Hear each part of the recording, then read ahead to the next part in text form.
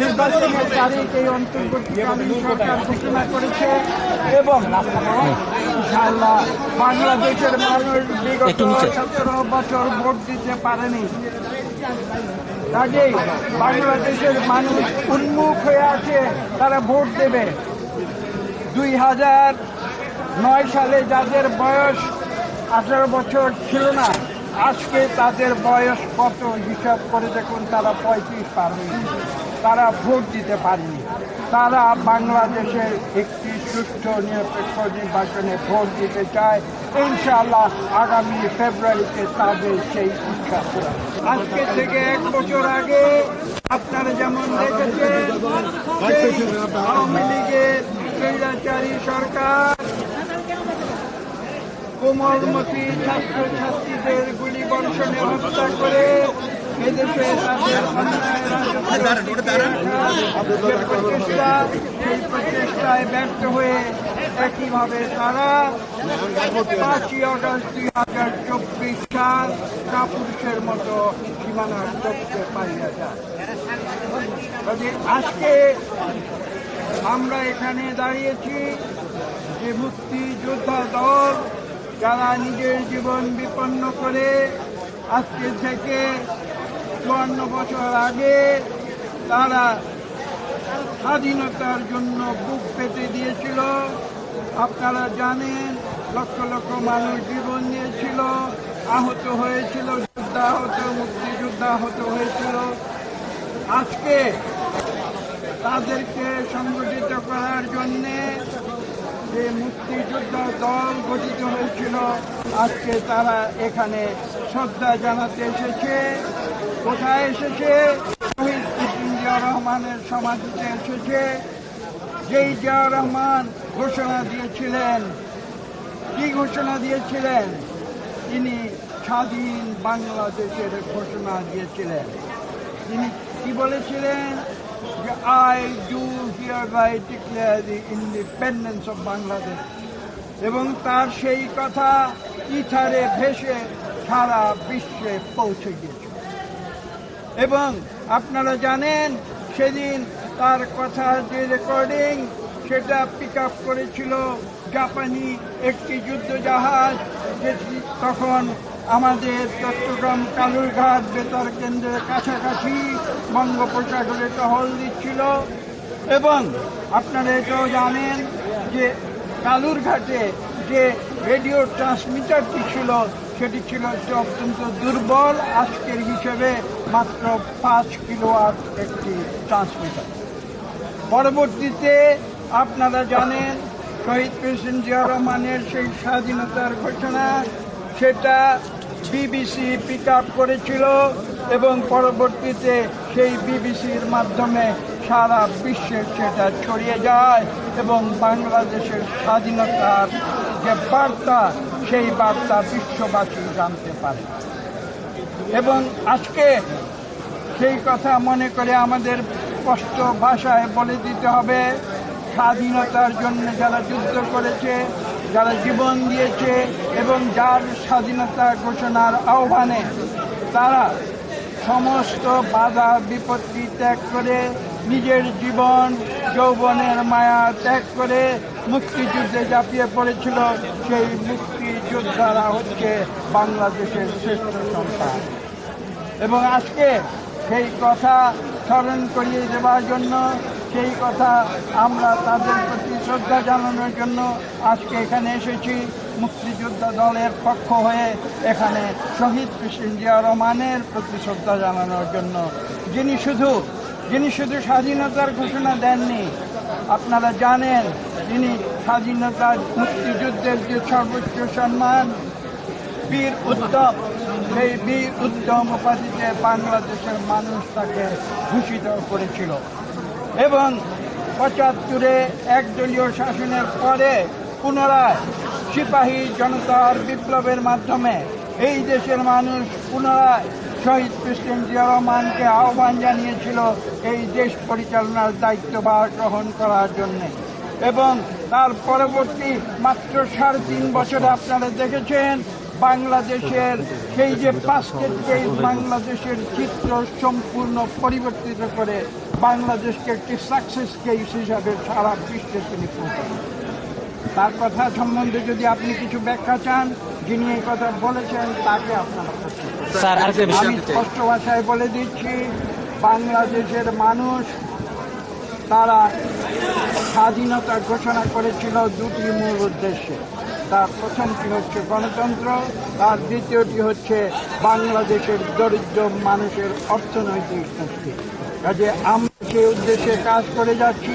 শহীদ president Zia রহমানের নীতি অনুসরণ করে তৎপরবর্তীতে দেশনেত্রী বেগম খালেদা জিয়ার যে প্রদর্শিত আপসহীন রাজনীতি, সেই রাজনীতি অনুসরণ করে এবং সর্বশেষ আমাদের ভারপ্রাপ্ত চেয়ারম্যান লন্ডন থেকে বিগত প্রায় 1 দশক ধরে যেভাবে বাংলাদেশ থেকে আওয়ামী স্বৈরাচার উৎখাতের জন্যে আমাদেরকে দিক নির্দেশনা দিয়েছেন।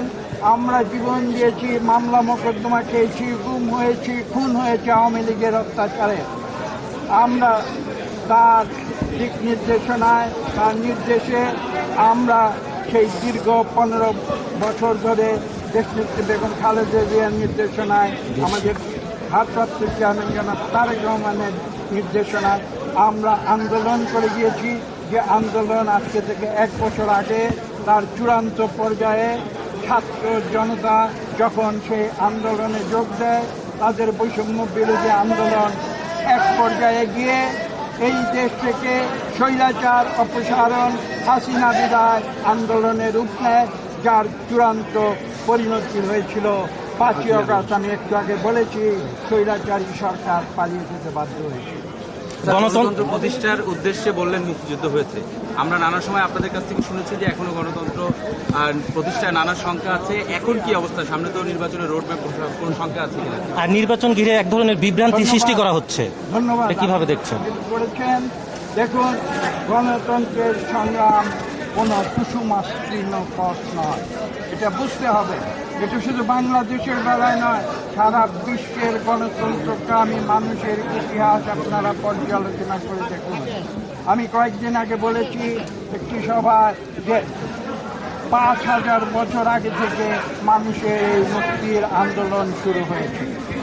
কাজে কোনো ইতিহাসে আছে, কোনো বই পুস্তকে আছে, হতে পারে সেটা হয়তো কোনো ইতিহাসের অংশ, হয়তো সেটা কোনো ইতিহাসের অংশ না হয়েও মানুষের যে বিশ্বাস, সেই বিশ্বাসের অংশ হতে পারে।